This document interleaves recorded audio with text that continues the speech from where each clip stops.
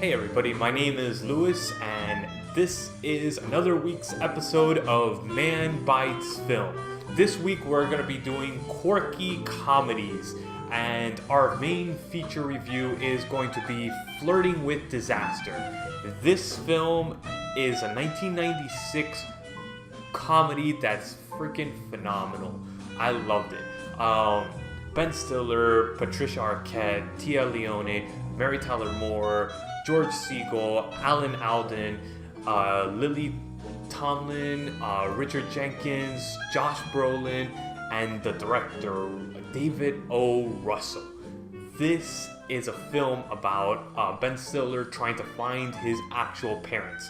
He was adopted when he was a child, a young child, and his parents are these really cliche Jewish parents, and it's very to the Seinfeld realm, very to Woody Allen style comedy throughout the whole film.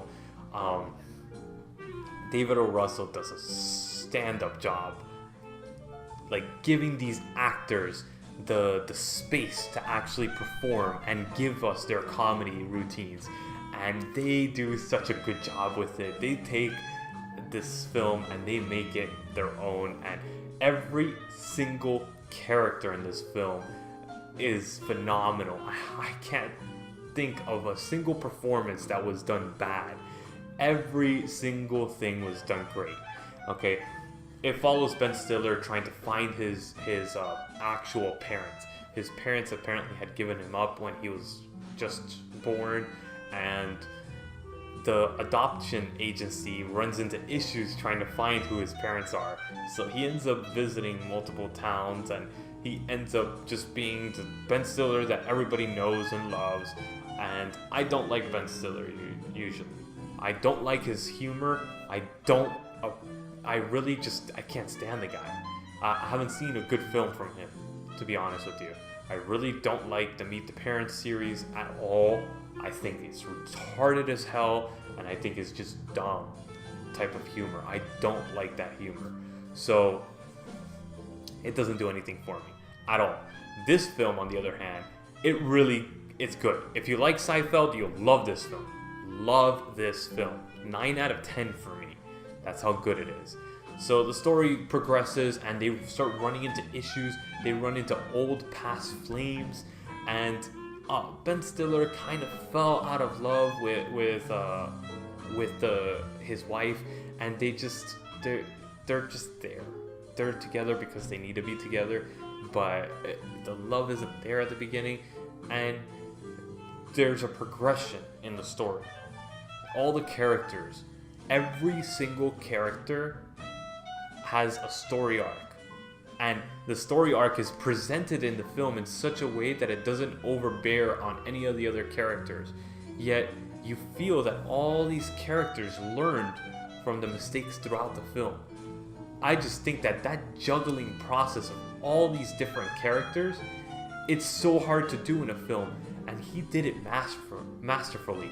This is currently streaming on Netflix, and I really recommend, if you have not seen Flirting with Disaster, you must watch. This is one of those films that eluded me for years, and I regret it so much because it is so good. It's up there with my Woody Allen picks. So please check this out. And of course, we're gonna have our feature artist now, and I really hope you guys like this artist. Going back in the well for an artist that we had last year, and I really like their stuff, and of course we have a completely different audience now, so I want to present them to you guys as well and give you guys a chance to hear them. So we'll be right back.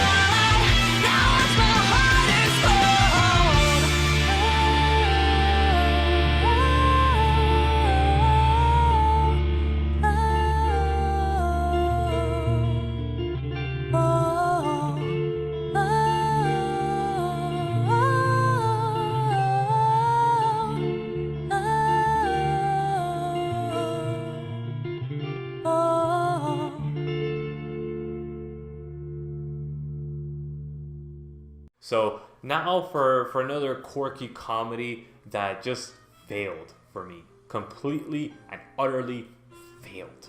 I gave this a 1 out of 10 on my scale, and it was atrocious. No redeeming qualities whatsoever.